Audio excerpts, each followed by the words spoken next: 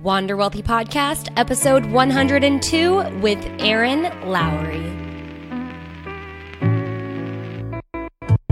What is good, my friends? Welcome back to another episode of the Wander Wealthy Podcast. You know the drill. My name is Tess Wicks. I'm your host. If you're new, welcome to the show. Don't forget to subscribe, leave a rating and a review if you end up liking this episode, and welcome officially. And for those who are returning listeners, hey, how are you all doing? I have a super special guest joining me today. Her name is Erin Lowry, and this is actually the second time she's come on the show. Our first encounter was here on the podcast pretty much 3 years ago now, back at episode 16, I believe. And we had so much fun talking about credit scores and some of the biggest myths around credit and credit scores and really understanding what those were. So if you haven't, go ahead and go listen to that episode before or after you listen to this one. But today, Erin is joining me to discuss another topic that is near and dear to my heart: investing. Let me do a little bit of an introduction to Erin so that you can get to know her if you haven't listened to episode 16 yet. So Erin is the author of Broke Millennial, Stop Scraping By and Get Your Financial Life Together, and her new book, Broke Millennial Takes on Investing, a beginner's guide to leveling up your money. Her first book was named by MarketWatch as one of the best money books of 2017, and her style is often described as refreshing and conversational, which I can totally attest to. Before she was in the book writing game, she wrote on her blog, and she's also a very well-known freelance writer. She's appeared all over the map when it comes to TV appearances, as well as written for a ton of really great magazines and online outlets like Fast Company, Cosmopolitan, Refinery 29. And her way of describing money is just so relatable, and I love her writing personally. So you definitely have to get a hold of her books. And as I mentioned, today we're going to talk about investing, her most recent book. It was launched on April 9th, so you guys can be one of the first people to get your hands on it. And this book is really geared to helping those who are going from zero understanding of investing and the terms and all the complications about it to really having a good grasp about investing, because there's not a lot of books out there that are helping people get that even elementary knowledge. A lot of courses and other books are expecting that you've had some sort of like investing 101 class in your life, and most of us have not. I think Erin's book is a perfect precursor to the Invested program, my online program, and so I'm going to be offering a little special treat if you tune in and then listen to the end of the episode on how you can get your hands on Erin's book, get some of the bonuses that she offers when you purchase the book, and I will also be offering kind of a special incentive to get the book and join the program to really take your investing to the next level. Now, we cover a ton of great stuff when it comes to investing in this episode, but we also talk about dealing with money in a partnership. In the last year, Erin has gotten married, and so she's very familiar with this joining of finances and really understanding what is the most appropriate route for you to take personally. It's always a personal decision. And of course, we talk about some of Erin's personal money goals and how she and her husband are managing their finances in their day-to-day life. So much stuff, really good stuff in this episode. I had so much fun recording it. So let's just dive on in to episode number 102 with Erin Lowry. Erin, welcome to the Wander Wealthy Podcast. It has been 3 years since you've been on the show. Can you believe it? Whoa, I can't even believe it. Oh, God, I can't even talk today. I can't even believe it's been 3 years since I started all of this. It's been six and a half now, but it still feels like so recently.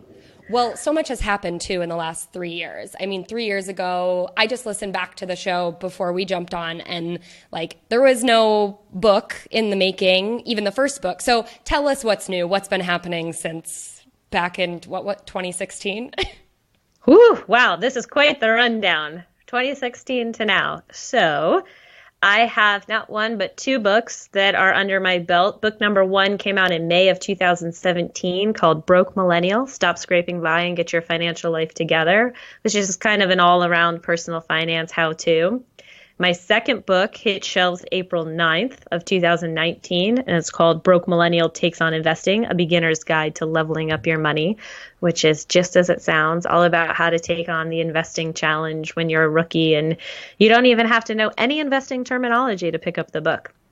And I am already under contract for book 3, which will be all about relationships and money.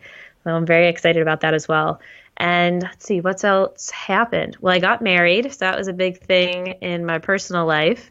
And I moved, although I still live in Astoria, Queens, New York, so it wasn't that far of a move. It was about a mile up the street, which is quite different than wandering the globe and getting to explore that way. We just do that on vacations.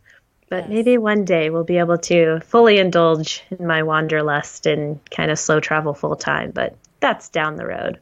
Oh, yeah, that'd be so awesome. And you grew up in Asia, right? I did, yeah.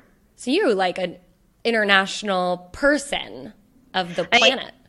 Yeah, I like to think so. I mean, it's such a different type of childhood, and it's interesting how that kind of satiates your wanderlust for a little bit. Like, you've already done a lot as a kid / growing up, but then it also just makes it so much worse because you know how much is out there. So staying rooted in one place for an extended period of time is interesting. New York is now officially the longest place I've ever lived in my life, and I will hit 8 years in July of 2019. So that's the longest I've ever been in one place. Very cool. Well, and the good thing is New York is quite international of a city, so you can get lost in New York and the different cultures. That is true. It's true, but it's still not the same as actually going and immersing yourself completely in a different experience. But it gives you a little taste, and we've got some good food, so I guess that kind of helps out. Yes, the food is good. So, okay, we talked 3 years ago, almost like to the day. I think it was sometime in April. If you can remember, what has really changed in regards to your relationship with money, and even maybe some advice or ideas about money that you used to like hold on to or maybe dismiss that now has totally maybe flipped in the past 3 years? I would say in terms of a change, I now have to deal with student loans because I got married. And a big part of sort of my origin story is that I made my college decision based on getting to graduate debt-free because I knew I wanted to move to New York and I wanted to pursue kind of this more starving artist lifestyle early on in my 20s. And I knew that that was going to be really hard to do if I had any amount of student loan debt. So I picked the college where I got academic scholarship and I was able to graduate debt-free. But then I got married to someone who is not quite so fortunate. So we are now contending with paying off student loans. And it's been an interesting decision-making process to decide, just how aggressively we want to do it, if we want to be balancing in other financial goals, as well as should we keep investing while we're paying off the debt. It's been a very long, very evolving process. And originally I thought well, first of all, when I first learned about the debt, I'm like, well, maybe we just wait to get married until it's all paid off. And I was like, well, I'm probably going to be 40 by the time that happens if I'm not there helping you pay it off. So that was part of the way that the conversation changed. For context, I'm 29 now. So we got married this year, and we are now, because we can pay them off as a team now, they're going away pretty quickly. But it also is a big discussion about, okay, should I just sell off quite a few of my investments and pay them off in full right now? Should we pay them off a little bit more slowly? I originally thought that I was just going to be so debt averse that I'd be like, I'll just sell everything and pay them off so we can just be done with it. And when push came to shove, I was like, I actually don't think that that's the smartest play here. So how about instead we kind of look at how we can be aggressively paying them off together, but at the same time saving and investing for our other needs. Yeah. And I love that even before you guys got married, you were pretty public about, talking about what was going to happen, that his debt would become your debt after marriage. How did you find common ground in terms of tackling this debt, but also looking at your other savings priorities or investing priorities? Oh, it was such an evolving process. And I think that that's one of the most important things to recognize, is that this is not a one and done conversation. And it's also just going to change as your life changes. And For us, and you're right, I was very vocal about it early on. And I think it's important to say legally, the debt is not mine. You don't legally assume somebody's debt in marriage unless you co-sign on it. So should something go sideways for us tomorrow, it's not 50% mine.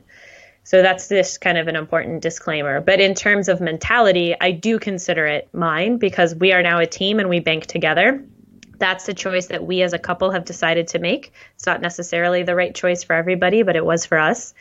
And I think that it's really important to just, first of all, recognize a lot of times there's this element of ownership mentality when it comes to debt, that often the person who is bringing debt into a relationship, especially if the other partner doesn't have debt, the one partner might feel an amount of guilt and feel kind of like, hey, this is my debt, it's my problem, I'll take care of it. And that was something that we kind of had to contend with in the beginning, where my husband, he was then just my boyfriend, but now husband would say kind of like, well, it's my problem, I'll handle it. And I said, yeah, but if we're married, your financial life impacts my financial life directly. So why don't we just do this together and just get rid of it that much faster? Mm-hmm. It's not exactly what works for everyone, but for us and for my ability to sleep soundly at night, that's kind of what needed to happen. And we just sat down and had a very realistic look at how much money we bring in per month and kind of drew up a budget based on our other short-term financial goals. For instance, saving for a honeymoon. It's really important to us. We wanted to have a really nice honeymoon. And so we were saving a pretty nice chunk of change for that as well, and kind of balancing that in. We knew we had to move apartments and that was going to be expensive. So that was a short-term financial goal that we needed to meet. And we looked at all of these elements in tandem with our day-to-day living expenses, and then kind of figured out how much we could also afford to put towards aggressively paying down the student loans. And in the course of, we've been married for about 7 months now, 6 months, 7 months. I should probably know that better off the top of my head. But in the course of that time, it's also like, I don't even wear my ring most of the time. I'm just kind of that. I'm not as, I know all the details as other people are. But anyway, that's besides the point. So we have paid off, I think it's, I need to get this number exactly. It's more than $17,000 of his student loans since we got married. But that's I think awesome. I think it might be in the 20s now, but I have to crunch the numbers again. And that has felt really good. And that we will definitely be debt-free by midway through 2020, possibly even by the end of 2019, which we're both just so excited about.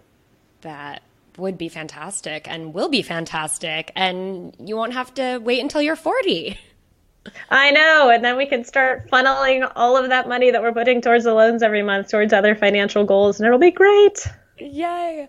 I think it's really cool that you take the perspective of, I want to help you with this debt. And I think some people either maybe the partner wouldn't let that happen, or some people, like you said, kind of feel guilty or just feel like they have to take ownership for some reason, or someone might not be so open to that. And I think it just goes to show that like everyone has a different approach to marriage and money and relationships. So to ask you now a difficult question, because you're writing a book about relationships, before we get into the meat of this interview, which is more about the investing book, your future book about relationships, how are you going to tackle this of helping other people navigate this specific type of relationship around money? Well, the first thing is I'm sectioning it off into a couple different categories. So it's not just about romance, because not everybody needs a book about romantic relationships and money. But I'm also focusing on your work-related relationships, so employer or fellow coworkers and your employer, as well as friendships, family, and then romance. So that really no matter what phase of life you're in, I'm betting at least 2 of these are directly impacting you right now. So it's going to provide a lot of information about how to handle common issues. I want to have scripts at the end of every chapter for like, here's how to prescriptively go through having this conversation, or at least starting off points.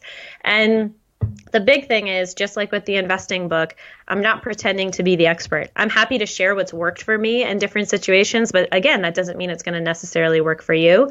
So I'm also interviewing just tons and tons of people from all different backgrounds and walks of life, as well as people who are therapists, financial therapists, people who are certified financial planners, people who kind of bring more of the like relationship expert angle to the conversation, and really approaching it more from that angle. So it has a more well-rounded idea and approach, and also acknowledging that culturally different people are going to handle these conversations differently. Yes, definitely. Okay, let's dig into your current project, which is the launch of your latest book, Broke Millennial Takes on Investing.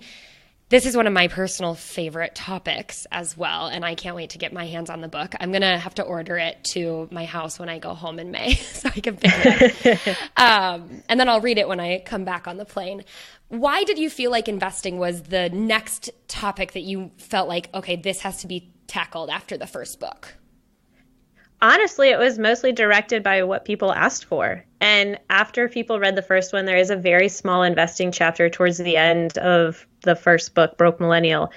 And I just started getting emails and DMs where folks would say, hey, you recommended some beginner level investing books in this chapter, but I'm going to be honest, I don't get them.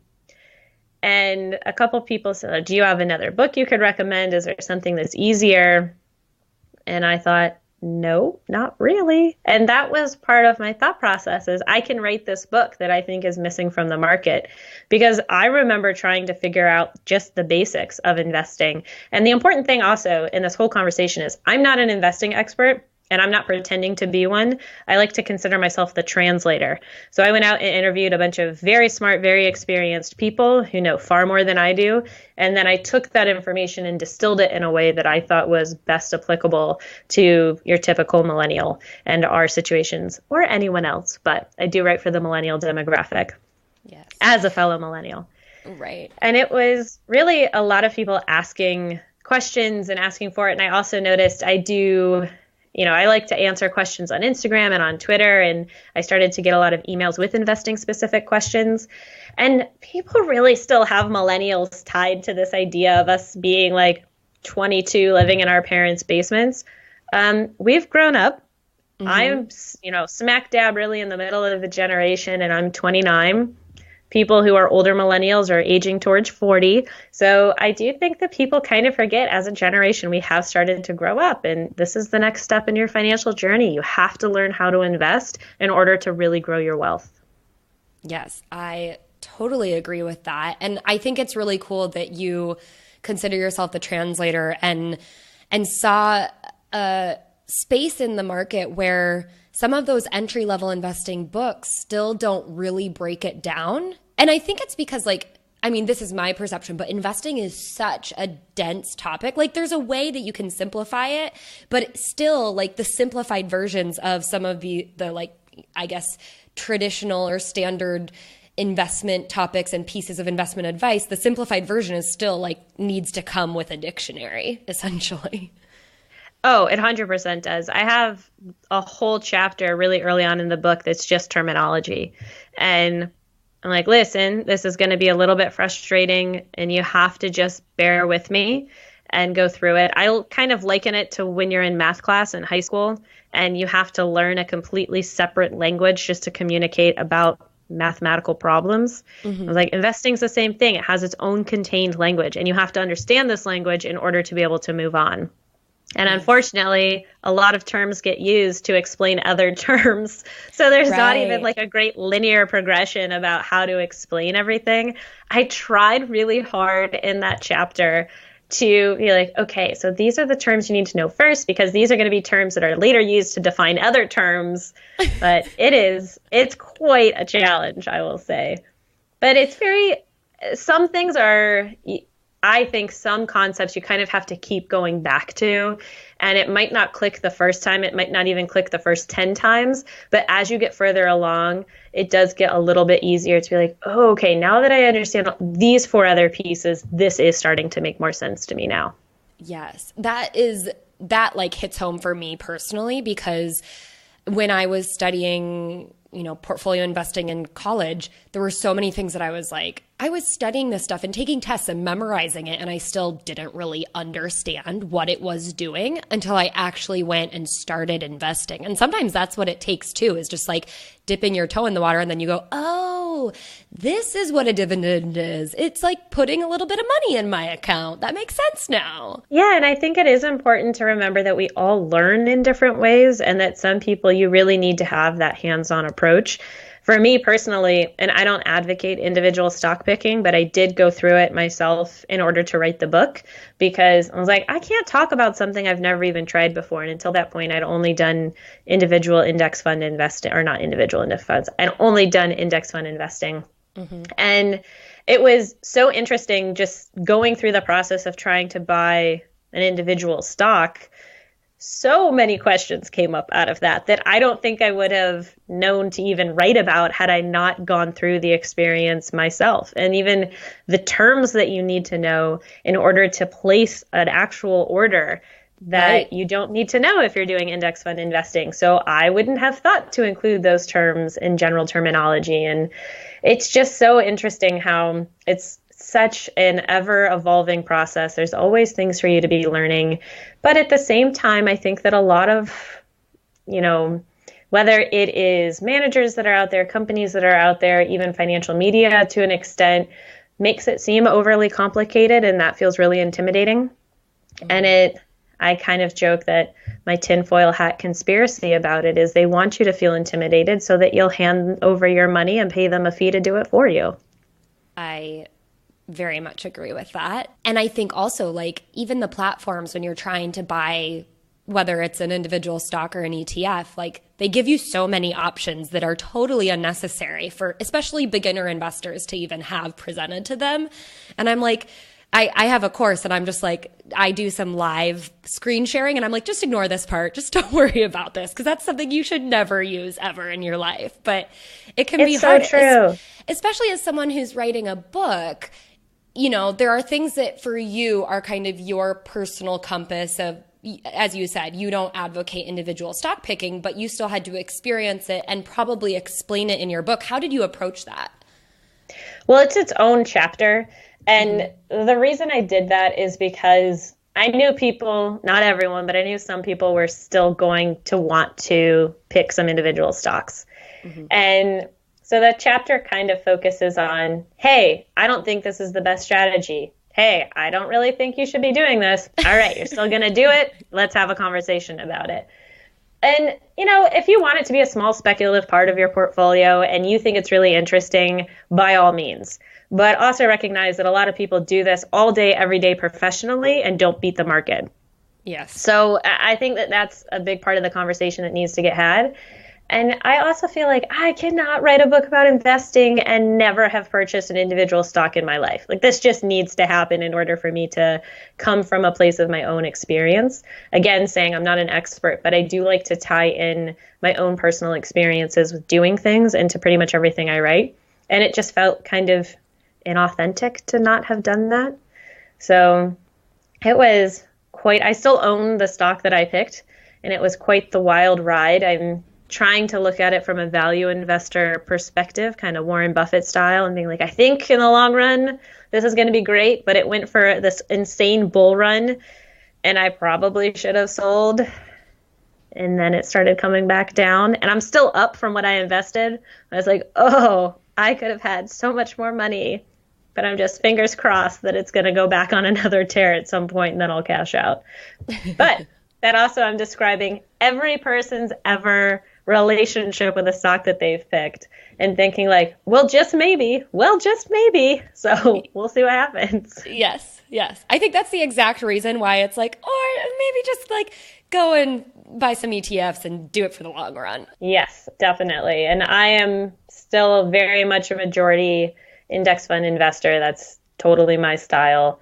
It's what I like to do. But just gotta dabble at some point if you're gonna write about it. Exactly. Well, I like that you did it for the journalism, for the authorship.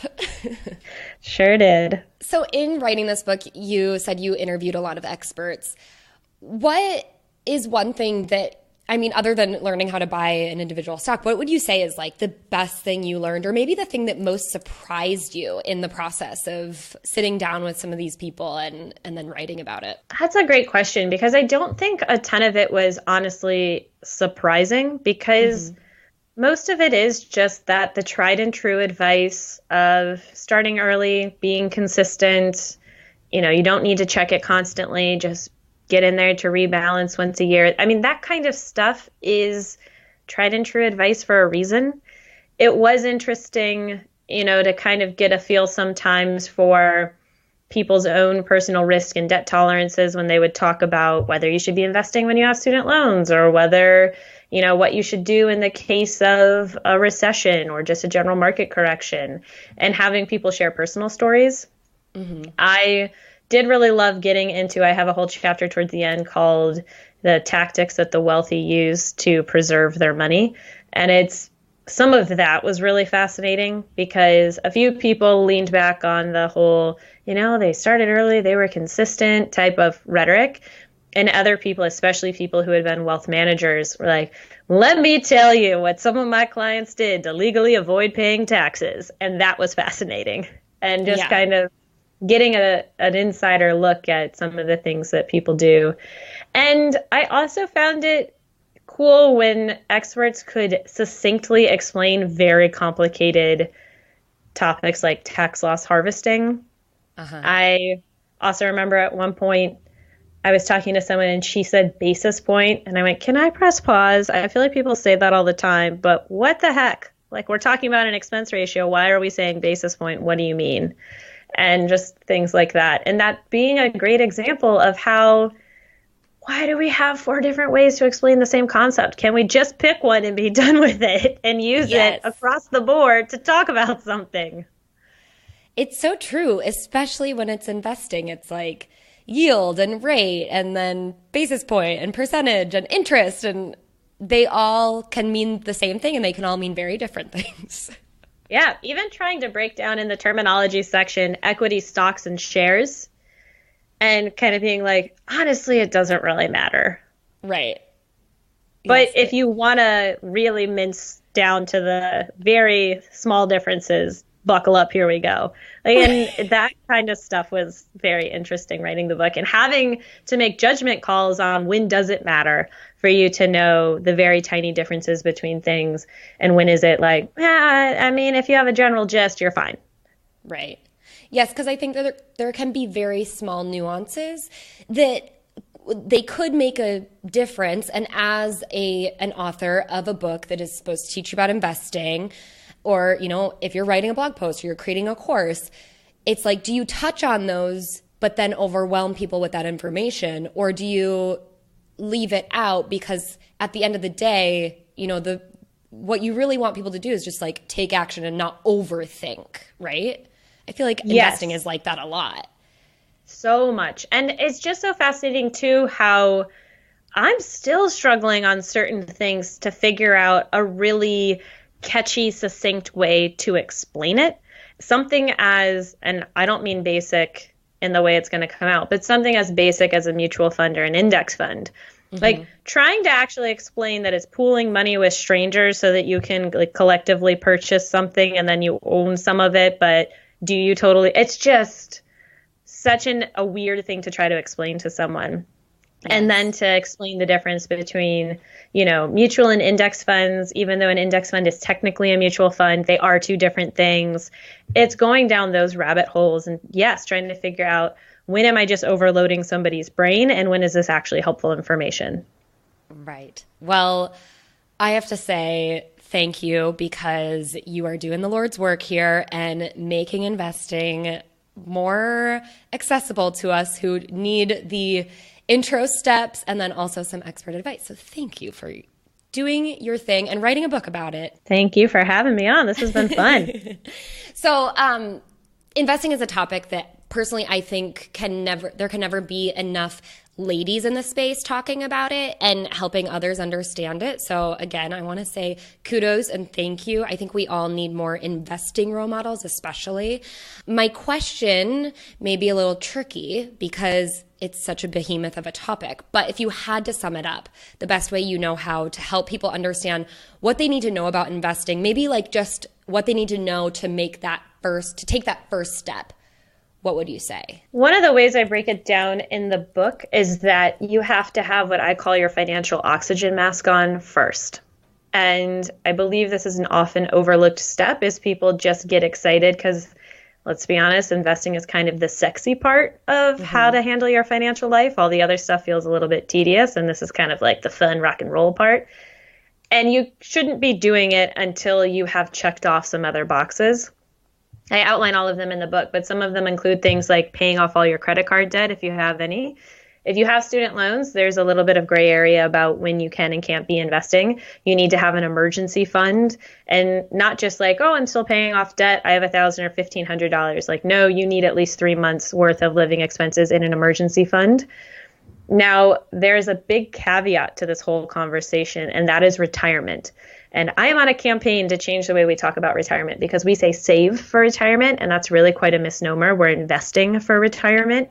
And everything I'm talking about now is when we're thinking about taxable investing, which is outside of a retirement account. So even if you are struggling with other areas of your financial life, if you get an employer match at your job for your, let's say, 401k, take advantage of it if you financially can, because it's free money on the table. It's an easy way to get started in the market. Now, another really big thing, and this applies to both retirement and taxable investing, is you need to set goals. And I think that that's also a very easy first step that people sometimes will overlook. And that piece should be dictating all of the decisions that you're making about how you're investing and which investments you're choosing. And you need to set your goals because you need to determine why you're investing, what the money's going to be used for, and when you're going to need access to it, also known as time horizon. It's just the fancy way of saying that, because your time horizon is really going to dictate everything else. It's going to dictate how much risk you can afford to put on it. It's going to dictate, therefore, the asset allocation. So how you're putting your money into different assets, whether that's stocks, bonds, real estate, what have you. And it all really does tie together. But I think goal setting is that first very critical piece that we oftentimes kind of forget about and just get excited to put our money in the market. So that's where I would tell everybody to start. Very cool and very comprehensive. So thank you for walking us through that. I want to move into the money round, which is getting to know you and your financial life a little bit better. To start, what is your current money plan? Meaning, how are you earning money? What do you spend your money on? And what do you save for? Ooh, well, how I earn it totally depends on the month because I am self-employed. So right now, I'm actually not earning a ton of it because I'm focused so much on promoting the book and going on tour. And generally, I would say month to month, typical ways I earn a living are a mix between writing and writing professionally for various outlets, as well as doing speaking engagements. Those are the two main ways that I make money. I'm very fortunate that my first book sold pretty well, so I'm in the royalty phase. So every 6 months, I get a nice paycheck that just comes in the mail. That's my royalty check. But those things are very volatile and only come every 6 months, so it's kind of bonus money, I like to think of it as. Yeah. Now, in terms of what I spend and save on, well, our big goal, as you know already, is getting rid of my husband's student loans. So that's one of the big ways that we are allocating our budget. But also, in addition to that, we do have a honeymoon savings fund that we're building up. We have a general travel savings fund because that's something we both really like to spend on, as we both do love to travel. And then we have a bunch of other little funds. One isn't so, little. It is our joint emergency fund that we do have. We have one that is earmarked specifically for a dog. So we used to have a pup. He was a lovely senior dog when we rescued him, and he lived for about 3 years. And then when he was alive, he had his own emergency fund. And then after he passed, we reallocated his emergency fund. And every month we put a little bit of money in there so that when we rescue our next dog, that dog already has, well, first it would cover the adoption fee and kind of the startup costs of getting a dog. But then that dog will also have his or her own little emergency fund. So if something goes wrong, we've got money set aside for that, especially after having a pup with medical issues. It's always nice to have that buffer. And my favorite silly thing that we save for, and by we, I truly mean my husband, but it's, we bank jointly, so I'll say we. He is a huge Buffalo Bills fan. For anybody that follows football, if you follow football, you also know they are one of just the worst teams. He would hate that I would say it that way, and I apologize to anyone listening who's a Bills fan, but they're just one of those teams who breaks your heart every single year. Back in, I believe it was the late 80s to early 90s, they went to 4 straight Super Bowls and lost 4 straight Super Bowls. So that just gives you some context on the Buffalo Bills. They very rarely make it to the playoffs. And so we have a savings account called the Bills Dream Fund that he puts a little bit of money every single month in with the hope that if they ever end up making it to the Super Bowl, he has some money set aside already that we will have budgeted for that he can use. He doesn't actually want to go. This is the cutest part. He doesn't want to go to the game. He wants to go. He's originally from Rochester. We live in New York City. He wants to be able to fly back to watch the Super Bowl with his dad and his brother and his uncle. And then he wants to be able to go to Buffalo for the parade celebration the following, I think it would be Monday after the Super Bowl. So that's his whole strategy if they ever make it. So we've got money set aside for that very strange outlier. I love it, though. It's so precious. It is really cute. And I think it's like $25 a month that goes into that. And that's a really good example of, we could definitely be paying down the student loans even faster if we put those $25 a month towards student loans. But it's just like a really small, fun way to be saving for something that's a very aspirational, it's a miracle if it happens. Plus, it could take like 30 years, so he might even have a lot of money saved by the time it would happen. Right. He'll be like buying Cristal. I don't even know if that's something people drink anymore, but like something really He'll just fancy. Pop in all the bottles. He'll be able to get a box at the Super Bowl. It's taken so long, and he's been saving for so long. Right. He'll bring everyone with him. That's so funny. And I think that's a good point, like to understand the trade-off, but also be like, you know what, $25 a month is something that we save for, or even what you spend to maintain the joy in life while you're also putting probably a big chunk of money towards student loans every month. Yeah. And I think that that's just a really fun way to kind of mix it up in your financial plan if you have the flexibility to do that. Mm-hmm. Absolutely.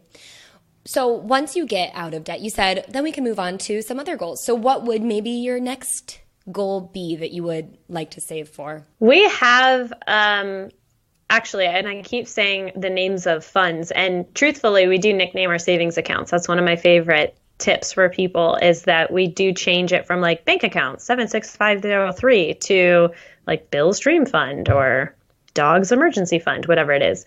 So we do have an also aspirationally named down payment fund.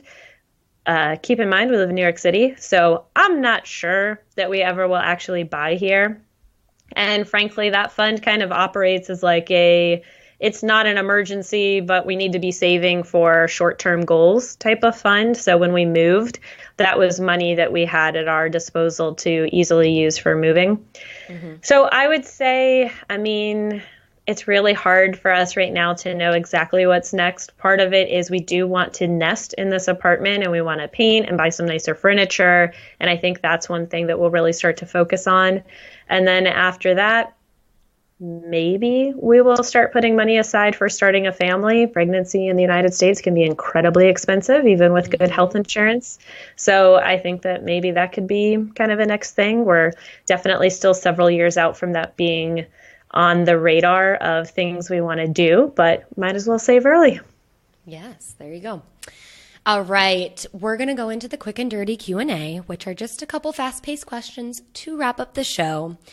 And number one is, if you had to spend this isn't save or invest, but you have to spend $1,000 today, what would you spend it on? I would definitely book a flight somewhere. Well, and $1,000 is like you could take a nice domestic trip for $1,000. So, and honestly, for just the insanity of my current life, if I could press pause on everything, I would just want to do some cliche, go into the woods, be able to like go on horseback rides and completely unplug for 48 hours. That is probably how I would spend it. I would say upscale glamping. That's what I would spend it on right now. Yeah, I was just going to say like rent out a nice Airbnb that is one of those that you always dream about. It's like on the homepage. Yes, that's what it's going to be on. Awesome. What is your latest obsession, preferably not money related? It's not necessarily latest. I love stand-up comedy. It's if I had this kind of alternate version of myself, it would be being a stand-up comedian. So I love consuming any sort of stand-up content, whether it's podcasts, actual specials, going to see it, watching TV shows about it. That's definitely one of my big obsessions. Nice. I just watched Amy Schumer's Growing on Netflix, and it's pretty good. Yeah, I've watched about half of it. It's hard to like sit down and watch anything all the way through right now with I'm sure. my schedule, but that's a good one. And one thing that I do like about stand-up, a lot of times if they're not overly physical comedians, you can just have it on in the background and be doing other things. So yes. I will re-listen to specials. The first time I like to focus, but I will definitely re-listen to things in the background for sure. Very cool. Who is your favorite person to follow on social media? Oh, God, I'm so bad at this because I don't use social media like that, even though I should. I feel like you're always on Twitter. Yeah, I know. I'm never on Twitter, but when I go on Twitter, I see your tweets. Well, okay, so here's the difference. I like to interact with people that interact with me. I don't have like a person that I follow religiously. I know some people get on Instagram and will always be like, oh, I want to see what so-and-so is up to. And I just have never used social media like that. I just like to interact with people. So I don't have a good answer for you. I'm very sorry. I love that it's a medium for me to be able to interact with people and answer questions and ask questions of other people. I also mostly just follow money nerds. So it's such a siloed. I would say that if I had to pick someone, it'd be Farnoosh Torabi because she's who I want to be when I grow up. Down to the point that she recently was doing stand-up. Like she just is living my ideal life. Recently into stand-up, isn't she? Yeah. She's like straight up living my ideal life. And she lives in New York. It's just all of it. So yeah, I guess Farnoosh. Awesome. Other than Broke Millennial and Broke Millennial Takes on Investing, your favorite money book? Ooh, favorite of all time is tough. I really like to recommend books that I don't think people have probably ever read. There are so many books that are kind of similar to mine that are great, like The Financial Diet and Kristen Wong's Get Money, Money Diaries, Index Card. I mean, these are all great books. But if you want to kind of mix it up a little bit, two of my recommendations would either be The Thin Green Line, Paul Sullivan, who's a New York Times reporter about wealth.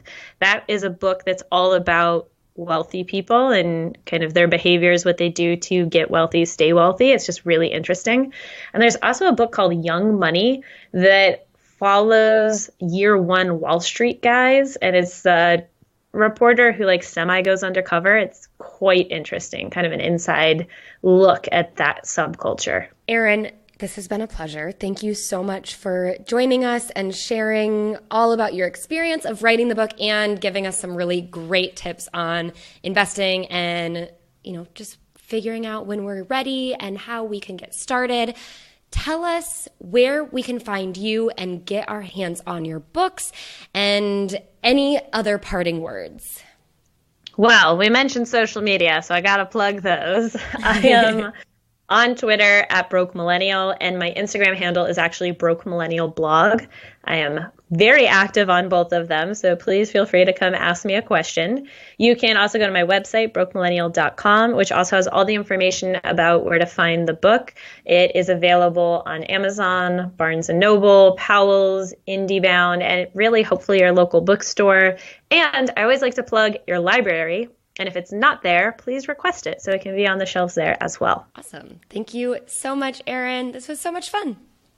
Thank you for having me back. Let's not wait 3 years next time. This has been great. Yes. And that is a wrap on episode number 102 with my guest, Erin Lowry.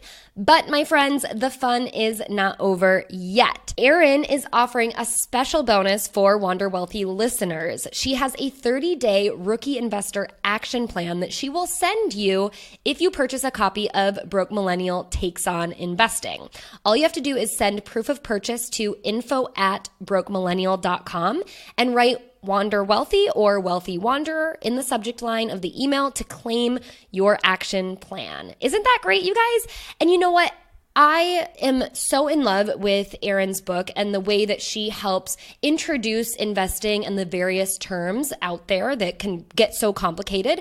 And I really, as I had mentioned in the beginning of this episode, think that her book is a perfect precursor to the Invested program, which is my online, super comprehensive program that helps you develop a personalized, super personal to you and your goals investment strategy for passive index investing. This is an approach that both Erin and I use in our investing lives, as we were kind of alluding to in this episode.